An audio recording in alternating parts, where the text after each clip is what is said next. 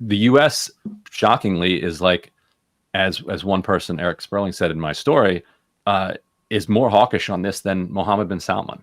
Like that, Saudi Arabia is ready to move on. This bloodthirsty, tyrannical nation is ready to move on from this war, and it's the U.S. is like, not yet. The embargo that is taking place, or blockade, I guess, is really more accurate in terms of Yemen. Like, how is that being enforced? The Saudis, and if we and with our help, we're helping, logistic, and right? Maintain that. But why can't the Saudis just basically say no? They can't pull, in their minds, they can't pull this blockade off until they have a finalized deal. They can, and there are apparently big factions within Saudi Arabia that want to do that, and it is U.S. pressure that is pushing against them to do that. And so it's an interesting contrast and conflict for Saudi Arabia, because they're like, do we do the thing that is more in our interest, that we feel is more in our interest, which is lift the blockade, end this war? Like we're good. Like we're not. 8 years is enough of this war. Like that's where Saudi Arabia is at this point. Like they have other things they want to do in the world. The U.S. has different interests. Like they seem to want this to continue, so that they can get more control over this area in the long run. And so Saudi Arabia is in this interesting position of, do we do what's in the interest of the U.S. or do we do what's in our interests? Because if they do what's in their interest rather than ours, what are we going to do to them? Like, what leverage do we have? Right. As far as I can tell, they might not want to. They might not want to find out. We're still a superpower. So it's a real Dirty Harry type of situation for kind of both parties. Like, if you remember that scene from Dirty Harry, it's when Clint Eastwood was like, "Did I shoot 5 bullets out of this gun, or did I shoot 6 bullets out of this gun?" So you got to ask yourself, do you feel lucky? Punk. Yeah. And so they're. You've memorized that almost every line from every Clint Eastwood movie. Right. So do we still have bullets in those chambers? Do they want to find out? Like, I think that's the question that they're asking themselves right now. It's really and we should say, I mean, that conflict in Yemen has been horrific. It's been a horrific human tragedy. I mean, that for a long time we justified our involvement as a way of making sure that we could tighten the reins on Saudi Arabia, and it sounds like maybe that's not true. Yeah. It's about that straight. It always seemed a little bit dubious. Iran. I mean, and it comes down to the United States' obsessive rivalry with Iran. I wonder how much of like the failure of the Biden administration to get back into the Iran deal has contributed to this. I mean, huge. And this again was something that they could have done immediately, but there was too much of a fear of looking weak relative to Iran. Those are the two big lessons I think that they didn't learn supposedly from the Obama years, was that, the best thing I think Obama did in terms of foreign policy was that Iran deal. And somehow they were afraid that Fox News was going to say that Biden was too apologetic or something. Yep. And the tragedy and the irony, and this has been consistent since basically U.S. foreign policy since World War II, is that we always think that these like actors, because the Houthis aren't like an official government yet, aren't necessarily hostile to us, when in fact you could, a lot of these governments that we like cooed and like launched death squads against would actually just have been happy to work with us.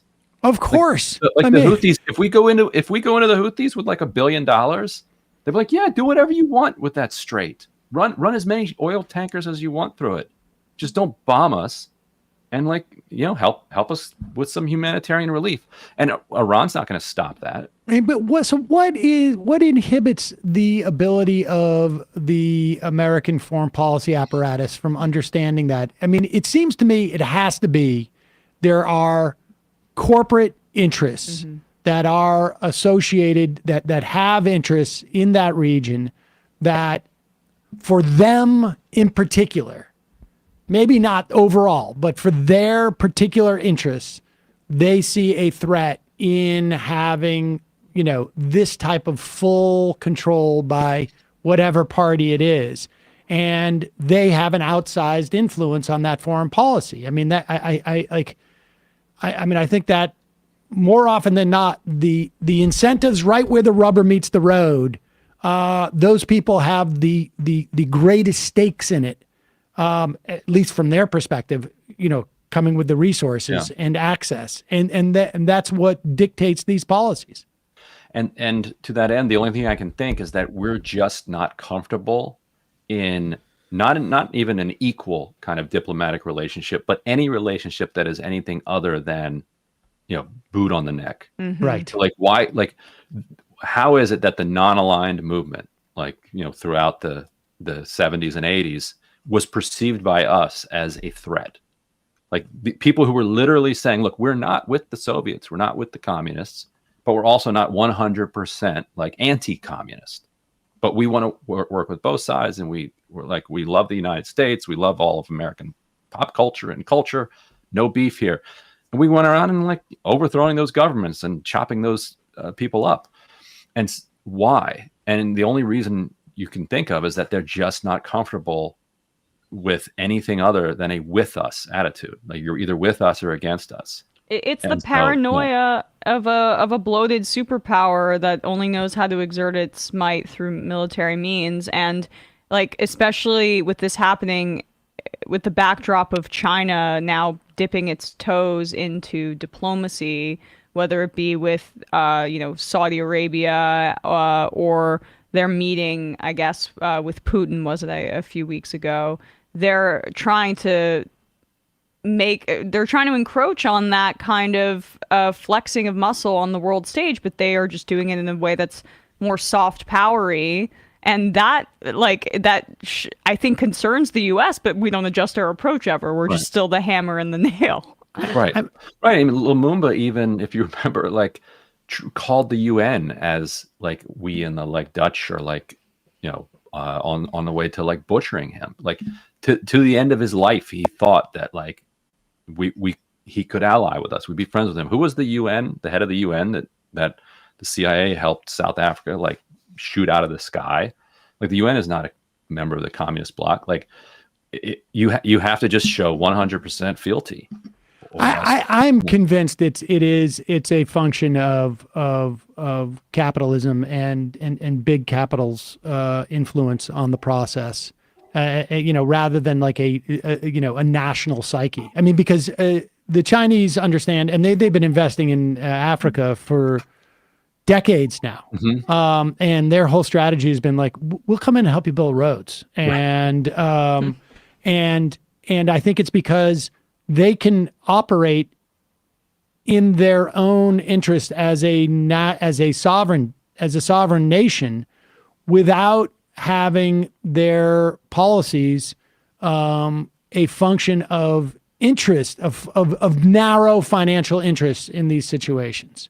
And I think that has, I think that is the, if you have enough guns for a while, hopefully, I guess not hopefully, but I'm saying like from the perspective of the country, if you have enough guns and military might, making strategic decisions based upon narrow corporate interests, can work out for you, but only for so long, I would imagine. And I think, and bureaucratically also, it comes back to the safety in a decision. Like if you're the bureaucrat, the diplomat who's like, let's just work with the Houthis in this. Like they won, let's do it. If that's not going to go 100% perfectly. Like they're detaining some of our staff at the embassy currently, and so like let's say they detain some more. They do something else, horrific.